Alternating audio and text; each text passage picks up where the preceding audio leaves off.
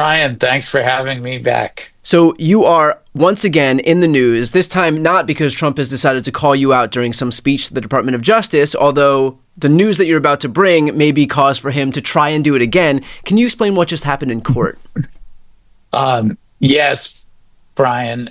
We at State Democracy Defenders Fund, my nonpartisan nonprofit organization, brought a lawsuit arguing that under the Constitution, Elon Musk and Doge are not authorized to operate. That's because anyone who is acting as a principal officer who has significant authority making decisions on their own with massive impacts is supposed to be confirmed by the United States Senate, like cabinet members.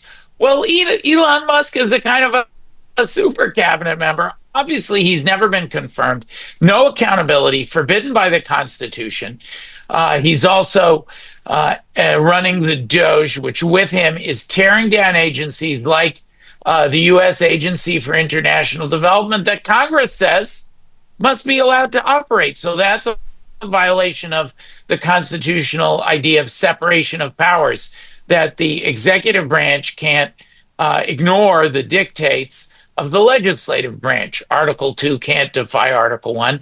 And today, a judge found for the first time in all of these 100+ cases that have been brought that Elon Musk and Doge are violating the Constitution, violating the Appointments Clause, violating the separation of powers. It is a landmark win. Okay, so I have two questions here. One, what is the immediate remedy? And two, do you expect that this will be appealed? And what does that process look like moving forward? The judge entered a preliminary injunction where he has ordered that a series of things that happened that really destroyed USAID have to be unwound, or other remedies have to be granted. So we're going to see relief. Our clients in this case, 26 brave USAID employees all over the world who spoke out against the unconstitutionality, they and many others are going to get relief. No more illegality. And as to whether it'll be appealed, we're expecting there's going to be a prompt appeal, and we're ready to keep fighting. We think we're on strong legal grounds, and we think this landmark case will be picked up by other courts to deal with other aspects of Elon Musk and Doge's illegality. So it's a very big day for the Constitution and the American people. With that said, Norm, we've seen that the Trump administration will get handed a ruling that they don't agree with and they refuse to comply. Just days ago, Judge Boasberg handed down a ruling that said that these suspected or alleged gang members weren't allowed to be flown to El Salvador, and Donald Trump's White House just opted not to comply with that ruling. And so now more court proceedings are happening with Judge Boasberg, and there is the prospect of contempt on the table. But how certain are you that the Trump administration will actually comply with the remedies that are set forth by this judge? You know, the Judge Boasberg example is such an important one because today there are reports that innocent people were swept up in that raid and put on that plane. So there's innocent people who've been stuck in a prison in a foreign country. I mean, that's why we have these rules. That's why you're supposed to obey court orders. I think that what you're seeing is massive public outcry, the press and the public, about these court orders that do appear to have been defied, that were issued here in D.C. on this mass deportation that we now reportedly know includes some folks who did nothing wrong. And the courts are going to stand up for their prerogatives. We talked about Article 1, Congress and their rights. We talked about Article 2, the presidency. They can't invade Article 1. Guess who the referee is? Article 3, the courts. And today, the umpire, and when he was confirmed before Congress, he said he would call balls and strikes. He called a strike on Donald Trump. Chief Justice John Roberts fired. You might call it a high heart one, threw a fastball at Trump's head. He said because Trump had been talking about impeaching Judge Boasberg. Roberts said the way we deal with disagreements in this country is in court is through appeals, not through impeachment. So that was an extraordinary rebuke.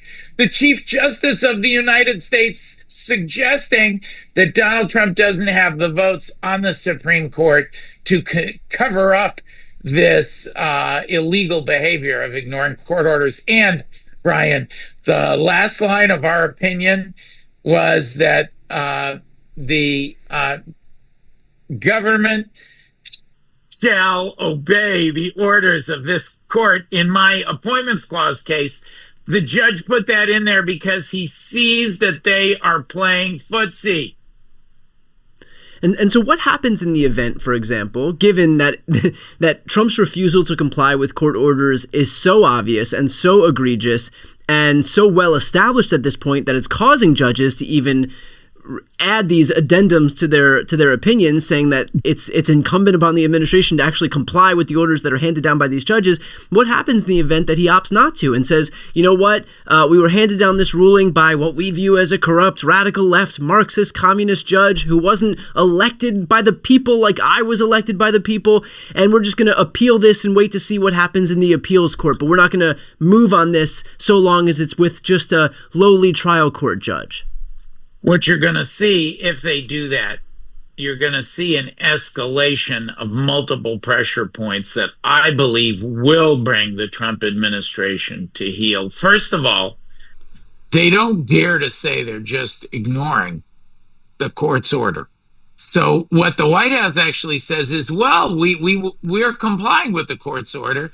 Then they provide various excuses, loopholes, off ramps. Right. So that shows you that they're aware that there's a danger or risk to them. The risk is that if they don't comply with Judge Boasberg, that he hits them with civil or even criminal contempt, that he sanctions them in the case, that it goes up to the DC Circuit, the first level of appeal. It goes up to the Supreme Court.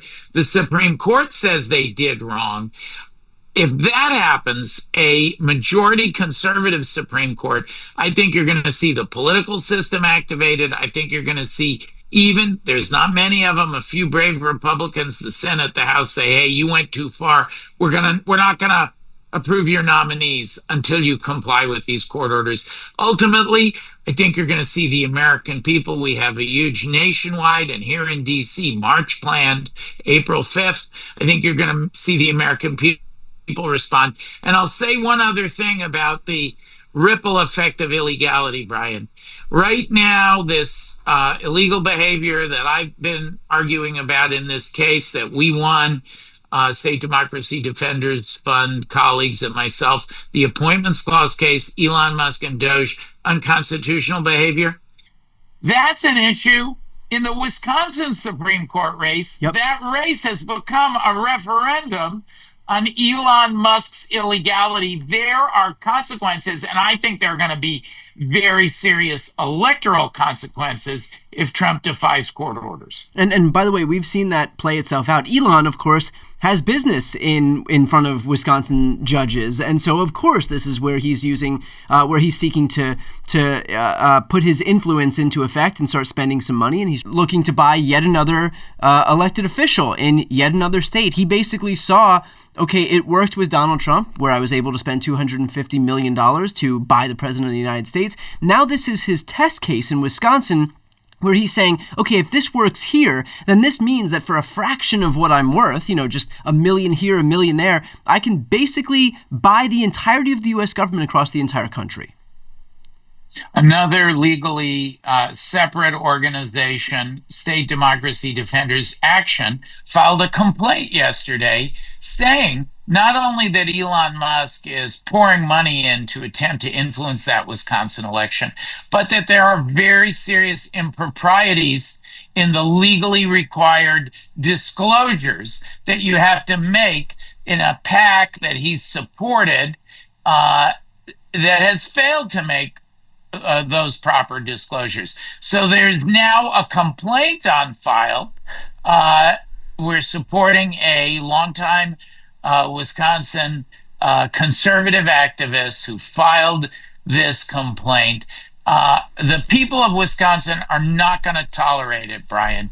They have an election coming up April 1st. Early voting is beginning, and that election has turned into a referendum on Elon Musk. Right. And so I would just, offer this message up to folks who are watching right now. If you live in Wisconsin, if you know somebody who lives in Wisconsin, family, friends, neighbors, whoever it may be, look, if you have any issue with the overreach that we're seeing from the Trump administration, from Elon Musk right now, this is the way to voice your discontent. This is the way to voice your dissatisfaction with that. Again, this is his test case. Elon is basically showing us that, okay, it worked in the presidential race. If I can spend money here, I'll know that I can spend money in every single race across the country and rebuild the entire government, legislative, executive, and judicial, in the mold of what I want to see, which is to say, basically a technocratic oligarchy. And so this is our opportunity to push back. We have 2 weeks left in this Wisconsin race. So again, if anybody's watching right now that lives in Wisconsin or knows somebody who lives in Wisconsin, this is your opportunity to take action here among a Democratic electorate that has been agitating for something to be done. This is really our first outlet and the most important outlet that we have right in front of us. Norm, let's finish off with this. You have this complaint pending against Elon Musk. You have yet another lawsuit that you've won in court against Donald Trump.